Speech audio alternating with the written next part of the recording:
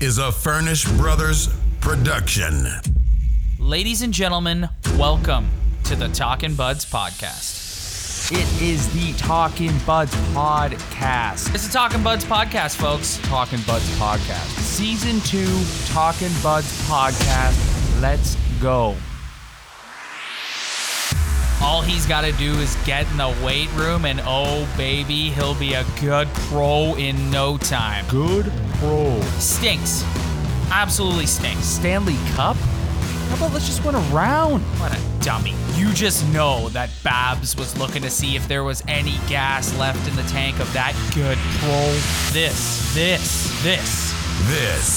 is the Talking Buds podcast.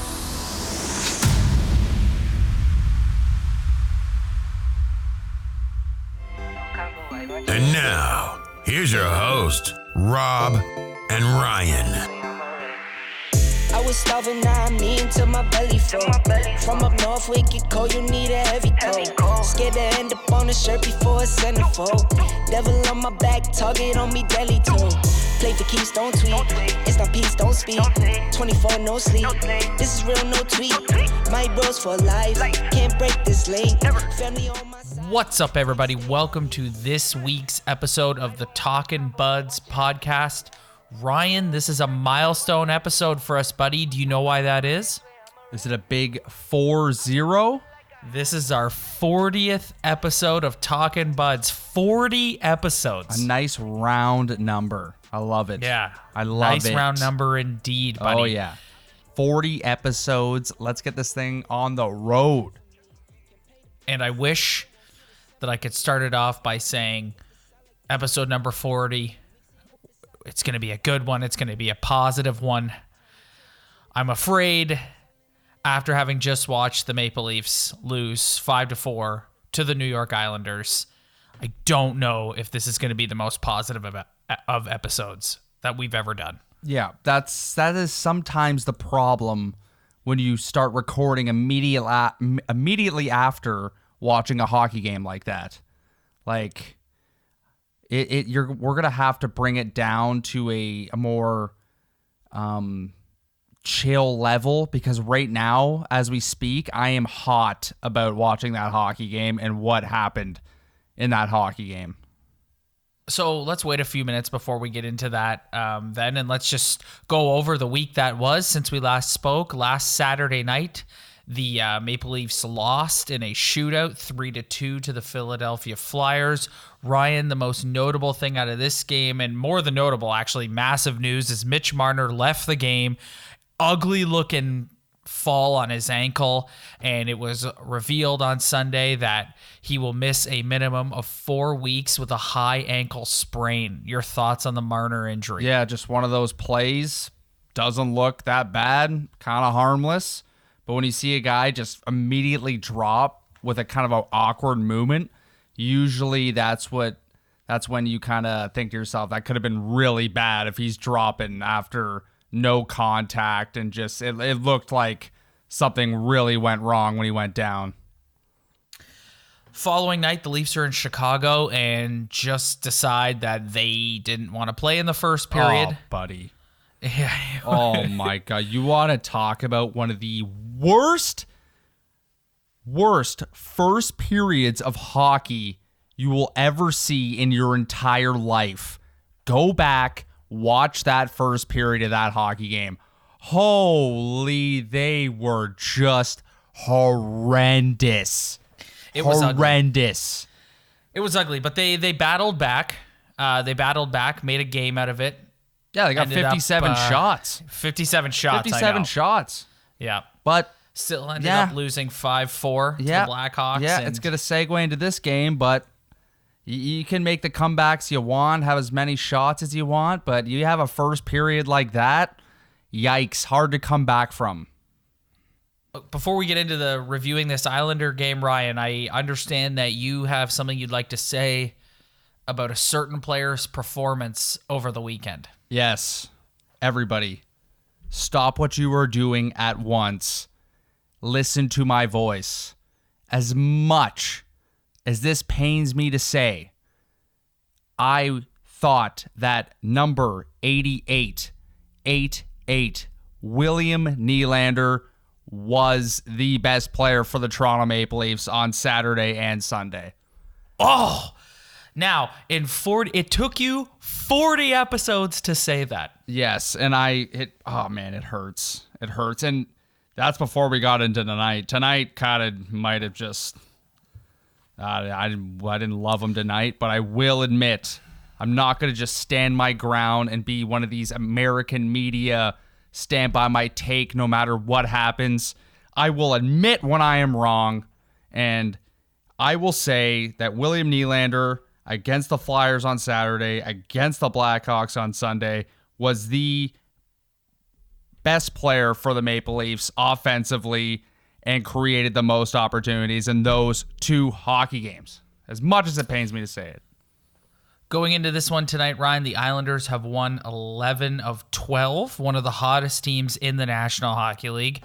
The crowd tonight was not, I don't think they'll ever top their performance from last February, the first time Tavares was back in Long Island. That was brutal.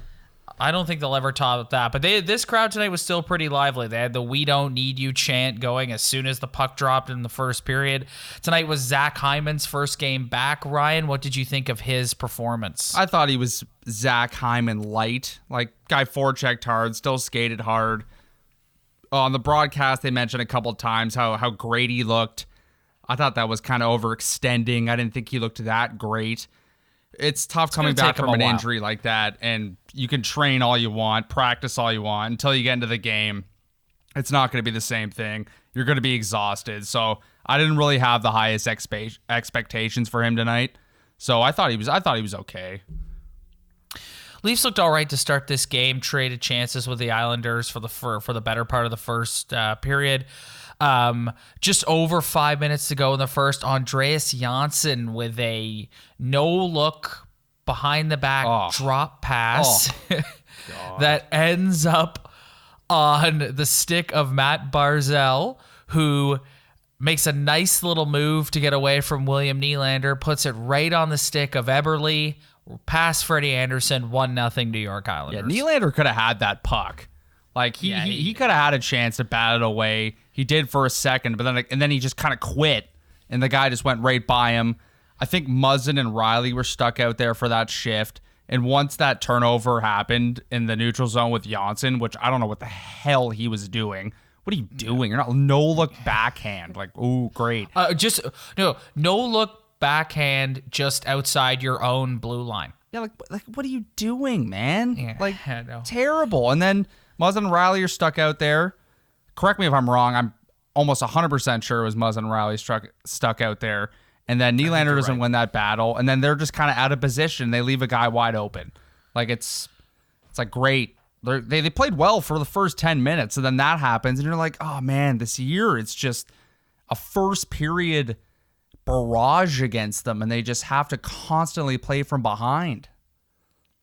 Crowd starts chanting, Barzy's better after that goal. Yeah, like, whatever. Like, they're fans. They're gonna do. I'm kind of over the whole chanting. They should be over it by now. They've done pretty well without him. Should be over it. The Islanders completely take over after scoring that goal, Ryan, dominating the Leafs. This results in Dermott taking a tripping penalty, and on the ensuing penalty kill, Beauvillier scores 2-0 Islanders, and we're just sitting at home watching this going, oh boy. Yeah, and here we go again. That's 26 goals allowed in the first period this season total, which leads the league. And it's like, it's not a recipe for success to be constantly fighting from behind and battling from behind. Like, they played okay for about 12 minutes of this period, but when it really gets away from them, Rob, it really gets away from them. And it's like they're down 2-0, and you're like, dude, what are we doing? Like, here we go again. I want to watch a game where they're going to be in it. They're going to be dominating. They're going to take it to them. They're going to show us something. But instead, it's like, oh, they're down 2-0. Great. I don't even know if they can come back from this.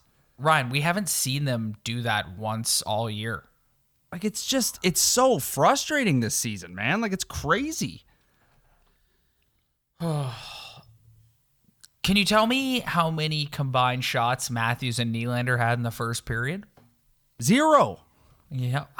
They were nowhere in the first period. Yeah. Nowhere. No one was 43 anywhere. No, Matthews in particular, man. We'll talk more about him when we wrap this up. But Austin Matthews was horrendous tonight. Like he was invisible. No, he was like. Actually, you know what? I'm not going to say horrendous because that would require me to notice him. He was an absolute non-factor tonight. Yeah, nowhere. Nowhere. Nowhere. 43 seconds into the second period, Kapanen tips in a point shot from Dermott, which was initially tipped by John Tavares, so he gets an assist on it, and that is Johnny T's 100th point as a Maple Leaf. Nice. And what I liked about this goal, it was kind of a fluky goal, Kapanen in the right position. About time a bounce kind of went their way, but I'm just happy that Johnny T got that goal, that line got that goal with Marner being out. It's so important that Johnny produces on that line with other wingers and earns his $11 million a year that he's getting paid and bring up the people who's playing around him. So just seeing that goal produce a goal no matter how it went in, I felt good about that. And it was early in the period, so it still gave them a chance to get back into it. And this is why this game was so weird. The Leafs completely took over after this. Like, dominated. It was like a 15-minute stretch where they absolutely dominated the Islanders. Yes. Yeah, dominated them. For 15 minutes. I don't think the Islanders had a shot. Willie Nylander has a nice little give and go goal, with Andreas Janssen. Makes it 2-2. I have beauty goal written here. The Islanders go 11 plus minutes without registering a shot on goal. Yeah, and back to what I said earlier in the episode with Willie Nylander. Was tonight his best game? No. Is he the best forechecker in the world? Hell no. But if you're going to play like he does and be a skilled hockey player, the only way you could be forgiven for your play and for people getting on you is if you produce. So if he continues to get a point each game and produce and bring something, then that will make up for the other areas of his game that he absolutely sucks at. So I was happy to see him get that because that will keep people like me off his back if at the end of the year he goes, well, I had a point a game this year, so what do you guys say? You know, like... When I watch these games, I rapidly take notes. So I find when we do these reviews, I go back and I see things that I've written that I forgot that I wrote. And right here, I have written in my notes, the Islanders finish every check. Oh, yeah. Just riling up that crowd. Yeah. And like, and they play with a sense of like, yeah. They play with a sense of like passion and emotion. And they just they just want to win. You get the vibe off that team. Yeah. And another thing I'll add about that Matthews line with Nylander, even though Nylander's playing a little bit better, is like that goal tonight again is created off a turnover from the Islanders in the neutral zone or a kind of point pass turnover in the O zone for the Islanders. So with that line is right now capitalizing on those turnovers in the O zone and D zone. But again, like that line is not giving me much in the way of offensive zone time and cycling the puck and wearing defensive pairings down and lines down. They're just capitalizing on turnovers. They've always been that way. Dominating. They attack through the neutral zone with speed, come flying over the opposing blue line, and get one, maybe two shots on net, and it's back the other way. They've always been that way. But I have a hard time accepting it now. Like it's like, yeah, they've always been that way, but now it's just like what we've seen so far this year is it's not good enough. And they're all talented hockey players. They're not idiots. They're not Freddie the Goats out there.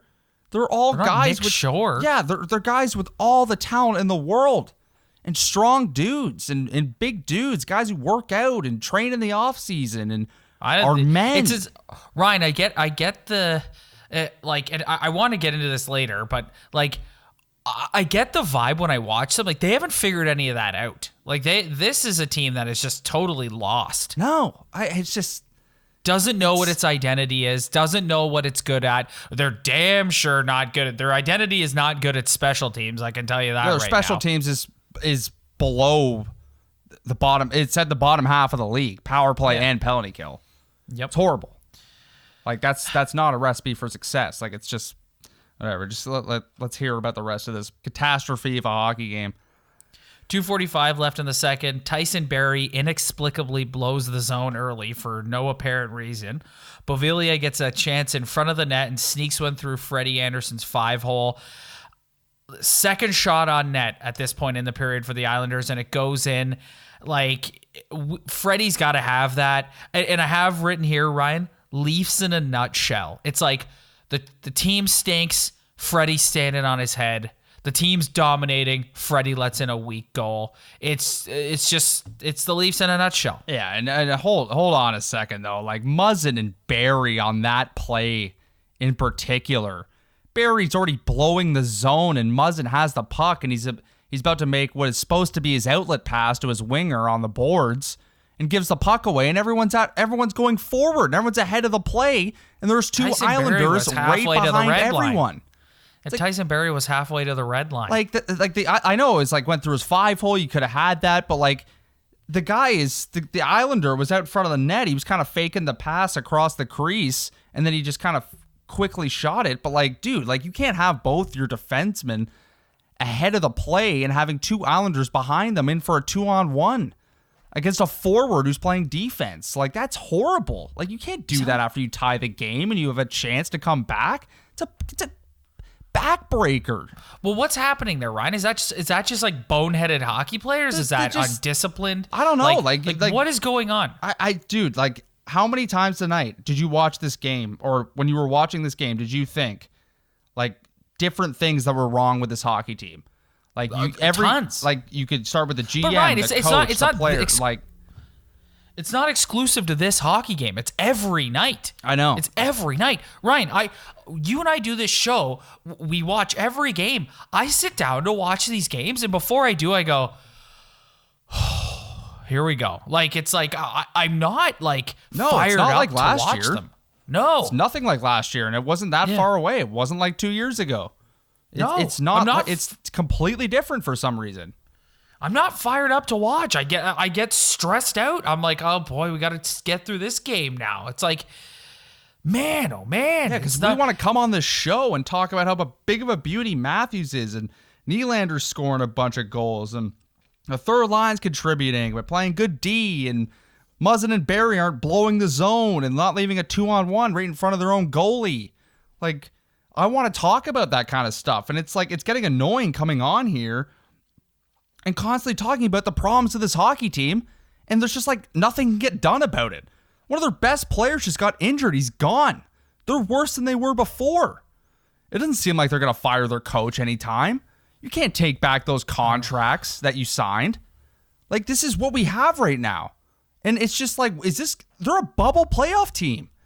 Like, right now, they're a bubble playoff team. They played more games than other teams in their division, and there's Florida, there's Montreal, and there's Buffalo right at their necks with 2 games played less. And it's like, what are we doing here? They're 9-7-4. They've lost 3 games in a row. 3 straight. And they won 3 straight, and they basically just flushed that right down the toilet. It's gone. Yeah, you got a point out of Philadelphia. Way to go. That's not the mentality to have. Well, at least we lost in overtime. No. You've lost 3 games in a row after winning 3 games in a row. And you just flushed it down the toilet. It's gone. And then you come out tonight and you just... You suck. They suck. Like, it's so frustrating. Well, all right, let's get through the rest of this game. Okay. So second period ends. Leafs up 18-13 in shots, outshot the Islanders 13-4 in that period. The two teams trade chances to start the third. Leafs go on the power play, unsuccessful. Actually, while they're on the power play, they spend the first 30 to 45 seconds in their own zone as Casey Cizikas is single-handedly hemming them in their own zone. They just look completely uninspired. Dominated. Yep. Seconds later, Muzzin takes a cross-checking penalty. Stupid, awful penalty. Derek Brassard scores 4-2 Islanders. And I have written here, third period is the complete opposite of the second. Islanders dominating. Nylander takes a penalty with 8 minutes left, and the Islanders go on the power play again. Leafs pull the goalie. Cizikas fires it from the Leafs red line, jumps over Matthews' stick. 5-2 Islanders. See, I'm so flustered now. I'm all flustered trying to read these notes because they're just fired up about the rant we were just going on. Minutes later, Justin Holl catches the Islanders sleeping in their zone, sneaks one past Varlamov on the wraparound. 5-3, 37.5 seconds to go. Johnny T bangs in the rebound in front of the net. Nice to see Johnny T get a goal. 5-4, too little, too late. Leafs lose. Ryan, let's take a break right now. Let's come back on the other side of the break and deep dive into this. All right, are you good with that? All right. Let's take a deep breath. Maybe we'll get through the next segment. I'm not sure, though. What's up, everybody? Thank you so much for downloading this week's episode of the show. If you like the show and want to support us, give us a follow on Instagram at Talkin' Buds Podcast. Don't forget to subscribe on iTunes or wherever else you get your podcasts. Spread the word. Tell your friends. We really appreciate all your support. Thank you. Now, let's get back to the Toronto Maple Leaf Podcast for all the buds. This is the Talking Buds Podcast.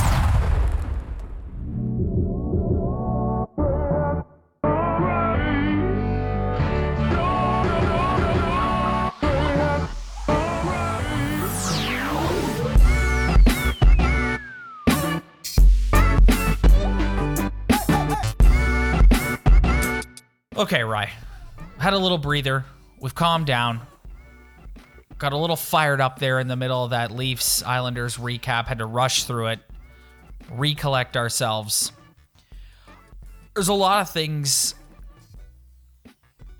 to talk about with this disappointing start to the Leafs season. Because that's what it is. It's a total disappointment. But it's time, Ryan. Like, it's time. I don't understand how Kyle Dubas and Brendan Shanahan can sit up there in the press box night after night and watch this and not at least entertain the idea of firing Mike Babcock. This team plays uninspired night after night after night. Like, you watch the way the Islanders play tonight. They play with a sense of urgency. They play with some jump. They play with some fire. They play with, like, passion. They play with, like, and I hate saying that. Like, it's so corny, but it's like, it's true. And you watch this team and it's like, they just kind of, like, they don't play with any sense of urgency. There's no burning desire to win. The special teams are atrocious. I saw a great tweet tonight that referenced Dwayne Casey and what a fantastic coach Dwayne Casey is. But it's just like that team had just plateaued with him. And also, it was time to Dwayne Casey was coach of the year that year as well. Yes. Yeah. And it was time to move on and try something new. And it's just like, I've said since the beginning of, since this season started on this show, I've said that I do not see Brendan Shanahan giving Dubas the green light to fire Babcock in season. But Ryan, I don't know how. I honestly don't know how you can watch this team's performance and think that it's going to get any better. It's not going to get any better. They're going to be like scratching and clawing to get a wild card spot at this point. Yeah, look at the standings. Like, just look at the standings. Like, it isn't 5 games in anymore. They're 20 games in. And they've played more games than other teams. And you look at the point totals for other hockey teams, and they're right up on them. They're right up on them. And tonight drove me crazy. Or this Islander game drove me nuts because it's 5-2. Justin Holl scores a goal. He makes it 5-3. John Tavares scores a goal, makes it 5-4. The shots are only like 30-27 favoring the Islanders. So when we look back on this game this season, it's going to be like, oh, they only lost 5-4 to the Islanders, made it a game.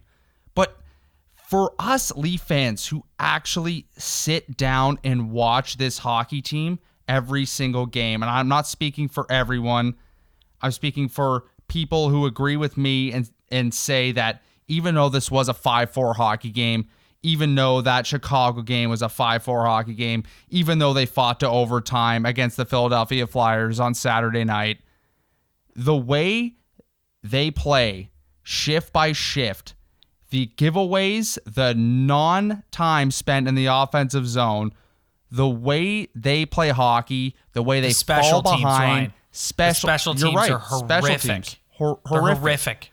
And they can stay in every game. They can score their goals whenever they want to score them. But if you are watching this hockey team and you cannot accept the fact that the way they play is just not good enough to do anything in this hockey, in this NHL, this whole league, like, you're crazy. Like, they don't look good at all, man. Like, they look horrible. They look uninspired. They look like they have which is no why I'm heart. saying it's time. Like, we can debate all day long if, like, the way the team is constructed is, like, if that's right or wrong. Like, do they have the right pieces in place to make a run at a cup? We can debate that all day long, but that's not what I want to talk about. What I want to talk about is the fact that this team looks like garbage night in and night out. There hasn't been one game this year where from bell to bell they've been good and just dominated a team. No, and look, every single game. If you took a poll of all the general managers in the NHL of what roster you'd rather have to start the season, forgetting everything that's happened this season, and you said, would you rather have the Islanders roster or would you rather have the Maple Leafs roster? I guarantee you at least 75% of those general managers would easily pick the Maple Leaf roster. Easily. And then you watch that game tonight, it was 5-4, but they when they were dominating, they didn't get many great chances. And the Islanders, they only had 30-something shots, 30 shots, 31 shots, but they got a million grade A chances. Their power plays were crisp, clean, million passes. Their forecheck was heavy. Their back check was good. Their goalie made some key stops. Like, just watch it. Watch it. It's not good.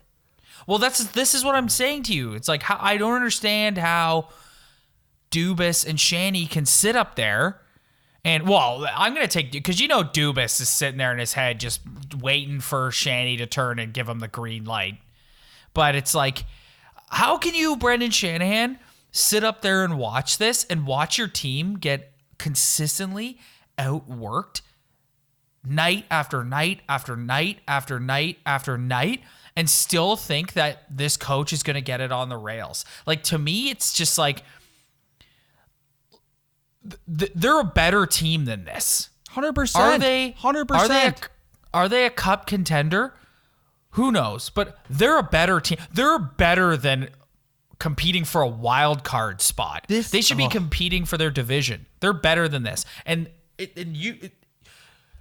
they better decide what they're going to do quickly, because pretty soon you're going to be in a situation where you're not going to have a chance at winning your division because Boston's going to run away with it.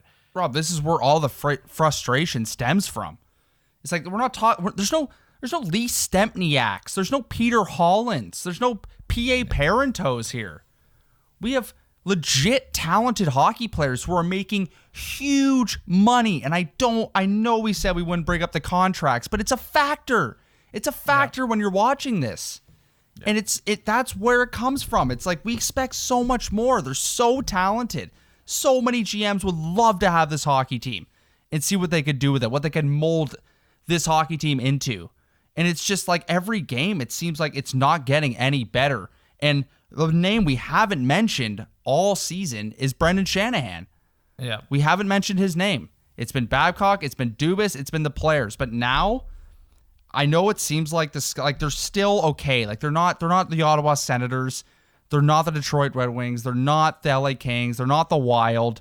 But they're better than this. They're way better. With the talent they have, better team. And the amount of money they're paying hockey players, that is that's not even in the question. Like, they have to be in a playoff picture. They have to be a top 3 team in their division and showing the ability to dominate other hockey teams in this league. And it's not that at all. It's not that. And have respectable special teams.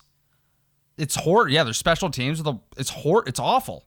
23rd in the league on the PK, 17th in the league on the power play. Bottom teams. I'm actually shocked to see they're tied for 17th on the power play. I would have thought for sure they'd be in the bottom 5 of the league. I'm actually shocked to see they're 17th. Because last year they they had a really hot start on the power play, and it kind of carried them through the entire season. They ended up with not a bad little ranking.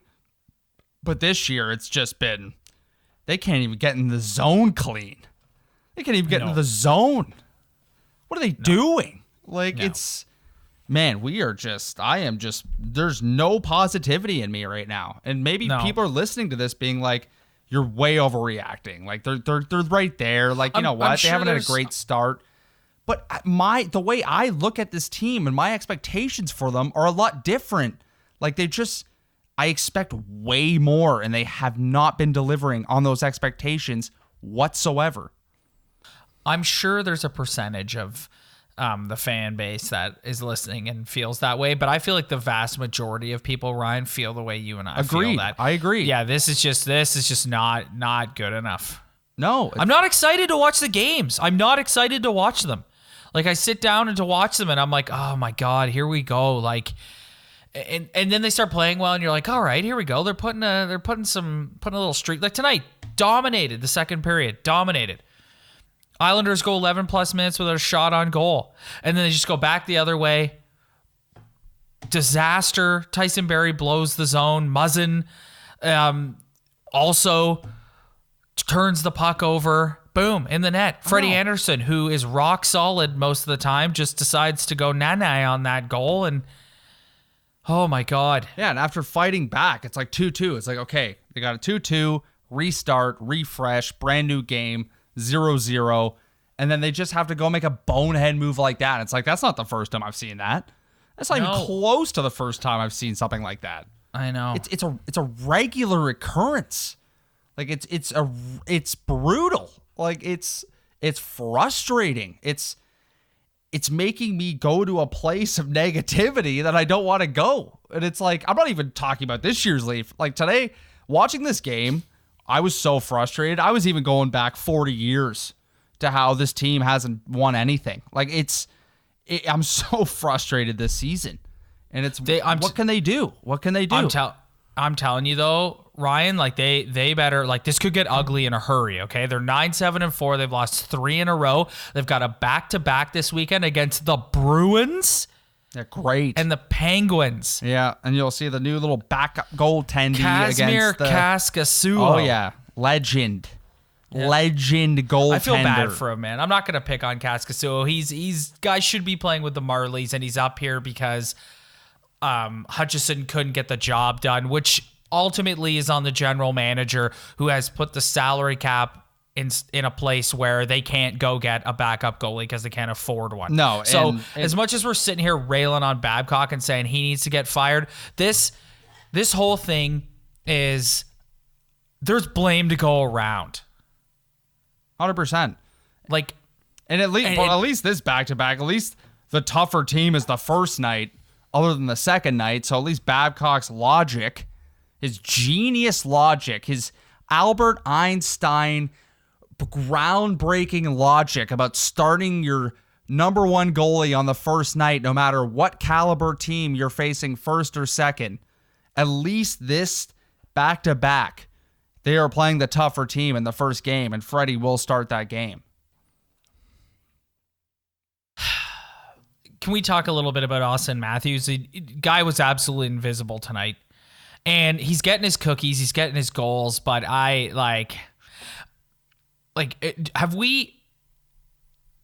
is Austin Matthews as good as we all thought he was going to be? Or is he just in a place right now where he's inconsistent, still trying to figure it out, and he'll get there eventually? Well, he's got like 25 points in 20 games. It's pretty damn good. That's not bad. He's in the top 10 in scoring in the league. He's a hell of a goal scorer. He produces. You can give him that. It's just, after that, it's what expectation do you place on Austin Matthews? He's not Connor McDavid. I don't know if anyone on here has caught an Oilers game this year and have seen that guy play this season. That guy is on another planet. Well, here's the thing. I'm willing to concede that Austin Matthews is an elite goal-scoring offensive talent. Yes. Austin Matthews is not a superstar in the sense of to your point, a McDavid or a Crosby someone who can take over a game. Yes, and this is the absolute root of this issue when we were talking about Austin Matthews' performance or expectation. He's an elite goal scorer in this league. He's not a player who's you're going to notice every shift constantly dominating the puck, but he's getting paid like he should be doing that. So that is why our expectations are so high for him, even though he's in the top 10 in scoring. It's like, that's great. That's exactly what you want from your best player. But when he's occupying so much salary cap and he's supposed to mean so much to your team, your expectations just, boom, right through the roof. Right through the roof. And you expect way more out of him. And it's not like it was last year or 2 years ago when he was on his entry level. Now it's like, I expect you to dominate on shifts. Like, cycle the puck. Hit somebody. Forecheck. Get a couple shots on net. Like tonight. Don't disappear. Yeah. That's my thing. If you're not going to take over a game like the way McDavid does, like 200 feet, whatever, fine. But like, get your offensive chances. Shoot the puck on the net. Like, be visible. I know. Do something. And there'll be people who like, I don't have a problem with them defending him, saying, well, at least he's produced. He's over a point a game hockey player. That's fine, One of the top but we goal need him. scorers in the This league. team is going to win more and go the next level. He needs to do more than that. Agreed. 100%. He needs to do more than that. And that is where we stand in this whole thing with players like Austin Matthews and William Nylander and Mitch Marner and John Tavares. They're going to produce. They're going to get their points. They're going to do good things. But it's the added expectations of what you expect them to do above those things that is what gets us so frustrated, and what we know they can do if they really, really were put in the right opportunity or if they tried hard enough to do. And we wouldn't be so frustrated. And this team wouldn't be so brutal. Like, it's so crazy at this point that we can like criticize a guy who's over a point a game player to expect him to do a lot better because of the money he's getting paid and what we expect out of him. And our expectations aren't go out there, as much as it's great for watch him get his points, our expectations are that you get past the first round, get past the second round, get past the third round, and you disappearing for large stretches in games, we're not going to win a playoff series with you doing that. It's not going to happen. And we might not even make the playoffs this year. We'll be fighting for a wild card spot. So that's what I would say to people who are listening to us right now and saying he's still scoring, he's still a elite goal scorer. It's like, yes, I know he is. Nobody is arguing that fact. It's just when all you do is score goals and you can't take a game over. You can't dominate possession. You can't push a guy off a puck. You can't set up one of your teammates to score. You can't do any of that. All you can do is bang in rebounds. It's like we're not going to win a playoffs. We're not going to beat the Boston Bruins in the first round with you playing this way. Period. End of discussion. Yeah, I know.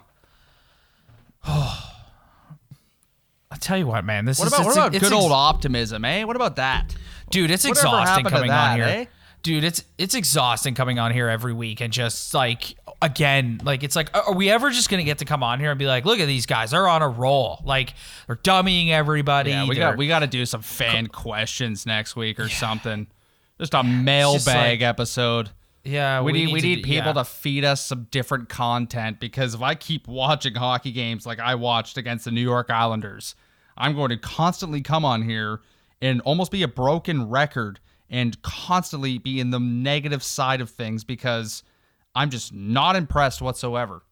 So what happens if they get to Christmas and they're either in like a second wild card spot or outside the playoff picture? I don't know. You said it to me over text earlier. You can come up with cases of Mike Babcock, why he should be fired, but you think that Brendan Shanahan will not okay him getting fired halfway through a season. Give him the shot with the full season, see what happens.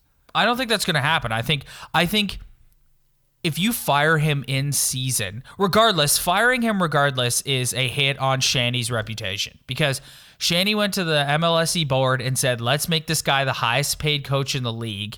He's going to come in here. He's going to turn the ship around. So regardless, firing him it's a hit on Shanny's reputation. So I think if you wait until the end of the season where they either don't make the playoffs or get eliminated in the first round, because this team ain't winning a 7-game series playing the way they're playing now. It's not happening. It looks a little better, I guess, because then you can say, we brought Mike here. He got 5 years. We've decided to go in a different direction, yada, yada, yada. The only way he gets fired in season is if they go on some sort of catastrophic run where they lose like 7, 8, 9, 10 in a row. That's the only way I see them panicking and pulling the trigger in season. Yeah, but can you afford to lose a year like this?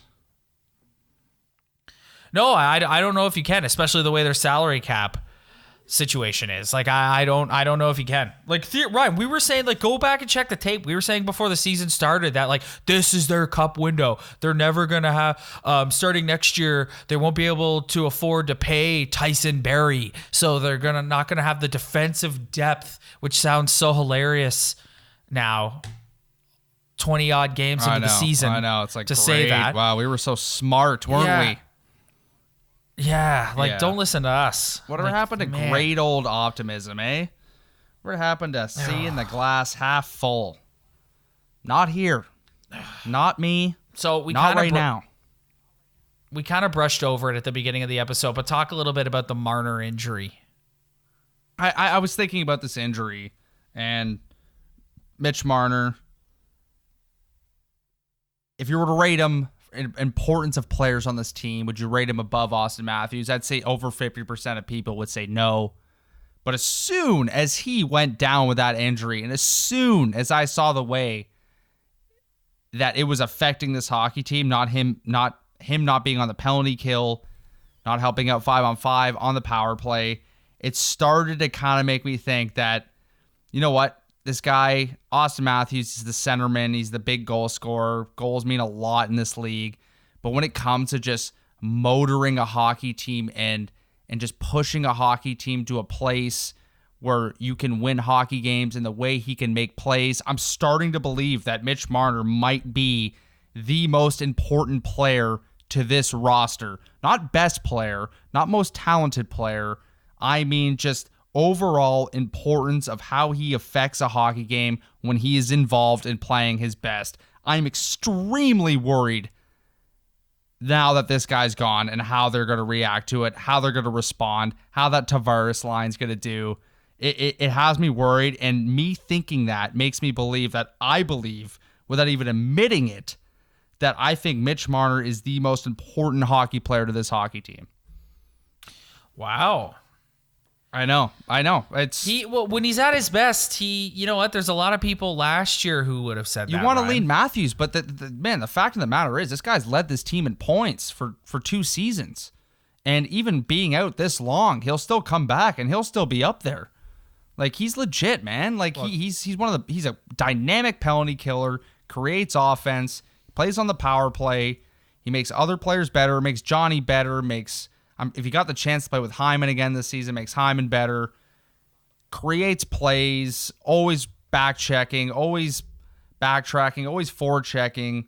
I don't know. Like, I never admit it before, but after him getting hurt and thinking about everything that he does, I might think he might be the most important player to this team. Which backs up Paul Marner's argument for how much money he's getting paid, pretty much.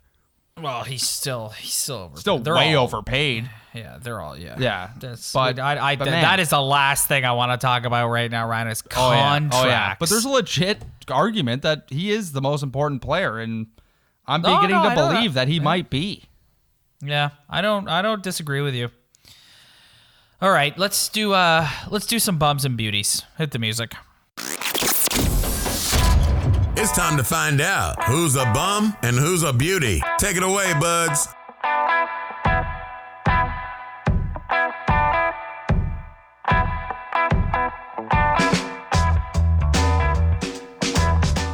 The 40th edition, Ryan, of Bums and Beauties. You were fired up all evening. So you go first. Bum or beauty, you pick. All right, I'll get it out of the way early because it kind of makes me a little sick to my stomach. But I'll make William Nylander the beauty of the week. Oh, it took 40 episodes, ladies and gentlemen. Yeah. Ladies and gentlemen, it took 40 episodes. I just want to show the people that you don't have to be set in your ways. You don't have to be stubborn. You can have an opinion. But when you see a guy you don't like and you constantly criticize, have some success, play well, you can praise them and admit you were wrong for just that week, though. I'm not saying forever. This guy could stink the next week. He could easily be back in the bum category for me. No problem. Easy. Snap of the fingers, back in the bum category. But I will admit that a guy I do not love is my beauty of the week, William Nylander. Congratulations. You're my beauty of the week. I'd like to give a special beauty of the week shout out to Elliot Friedman for supporting Movember and rocking that gnarly looking mustache. You know what? Good for him. Legendary. Yeah. Sure what his wife thinks about that. For having the Stones to rock. Oh, good for him for having the Stones to rock that thing, man. Oh, yeah. I'm sure his wife is thrilled with that decision. Pumped. Yeah. Oh, yeah. Yeah. Attaboy, Elliot. God. Way to do it for the boys, man. Sweet Jesus. Yeah. A lot of names you could call that thing, man. A lot of names. I'm going to go with John Tavares as my beauty of the week. You know what, man? Like, I tip my hat to the guy. It's brutal to go into that barn tonight and just get, like, jeered like that by those fans. And, like, he gets the goal at the end. He just stays focused, doesn't let it rattle him. Like, I got to tip my hat to the guy. Like, there are times where I do think he looks a little slow and behind the play out there. But honestly, man, like, I feel it's like Freddie. Like, I feel bad saying bad things about Johnny, man. Like, I'm proud every time he goes into that barn and takes that verbal assault and he just doesn't bat an eyelash. I'm proud of him. Johnny T is my beauty of the week. Yep. And it makes you wonder, if you're a Maple Leaf player, why would you not get up for this hockey game when you know that's coming? It's the easiest motivator in the world. But I will move on to my bum of the week. I was gonna maybe go after a bearded individual on the Maple Leafs defense, but listen, he had a bad game, but there are better candidates. Yeah, I decided to pass that up, and I decided to go after the coach because the fourth line, bro. And I'm not a huge guy of always discussing the fourth line, but tonight I had enough. You can throw all the defensive face-off stats you want to throw at me all you want about Nick Shore, about Freddie the Goat, but when that line is on the ice, man, I have no hope. No hope. They are allergic to offense.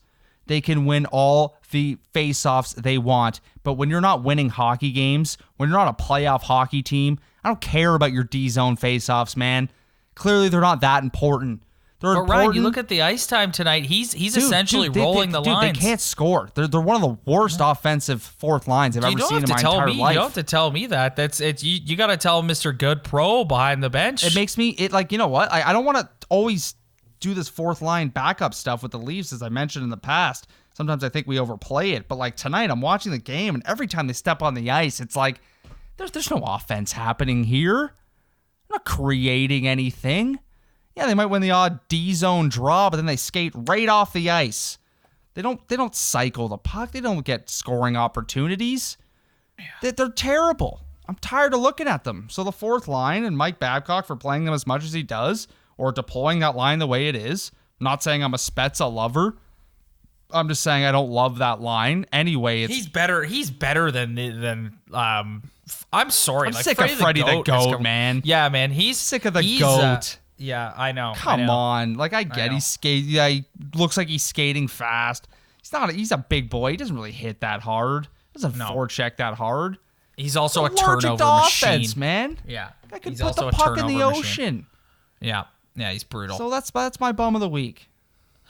My bum of the week is the general manager, Kyle Dubas, because this week we had to send Michael Hutchinson back down to the minors, and we can't go out and acquire an NHL. So we have to call up Kazimir Kaskasuo, who should be in the American Hockey League, who probably isn't ready to come up and be a backup goaltender in the National Hockey League. Nope. But we have no other choice because our cap is in such a place that we can't go out and acquire a legit NHL backup goalie. And that is directly on the general manager. We can argue about Babcock's deployment. You and I have argued about it. I don't think Michael Hutchinson was put in the best situations to succeed this season. During all these back-to-backs and whenever Babcock's puzzling rule where Freddie Anderson must always play the first game.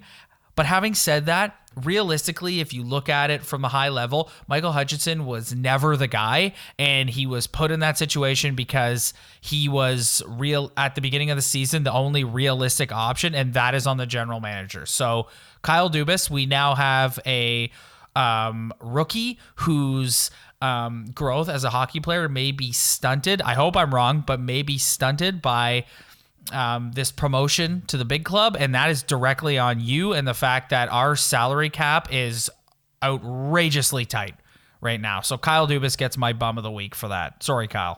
Robert, I have nothing else to say, so just take him on home, man.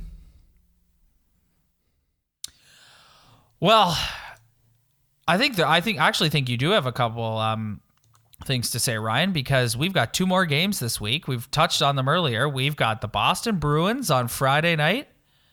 We've got the Pittsburgh Penguins on Saturday night.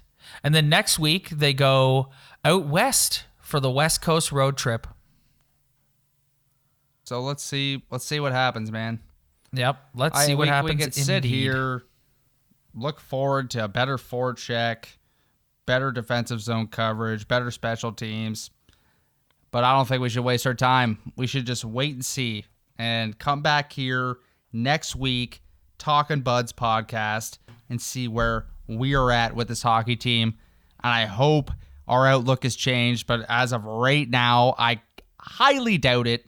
I feel like we are kind of going to follow the same theme all year. So let's just wait and see. I feel like we say this all the time. We always end episodes on this note, but honestly, man, 40 episodes, like, yeah, it was epic. That's crazy. Epic. It's crazy. Yeah. It's crazy that we've got to this point. Our numbers have increased dramatically, especially this season. Thank you to all you guys for downloading and for telling your friends to check us out. We really try and bring this to you guys every week and put together a entertaining show. I'm sorry that we've been on the negative train the last few weeks, but it's just, as Ryan has said, it's hard to keep a positive attitude these days with the way this team is performing. But nevertheless, we will be here every week, good or bad, to discuss this hockey team that even when they make us mad, we still love. Absolutely. And if you disagree with anything we say, hit us up in the IG comments, DM us. Let's have a conversation. We want to bring more fan interaction in the show through our Instagram. Absolutely. And man, Instagram is the way to contact us. We've decided to make that our social media platform of choice. So if you want to get in touch with us, hit us up on the IG, send us a DM, comment on one of our pictures. We'll give you a shout out on the episode. Give us talking points. If you want to hear us talk about something, lay it on us. We'd be happy to talk about it. Yeah, absolutely. And we won't sewer you either. If you DM us and you just kind of want to stay chilled, anonymous, and just want something for us to talk about the show or maybe bring up an argument against us, we won't sewer you. We'll bring it up. We'll talk about it. We'll give our opinions. But 40 episodes, man, I am stoked. And we got so much more to go. Absolutely. Thank you guys for downloading. We'll see you next week.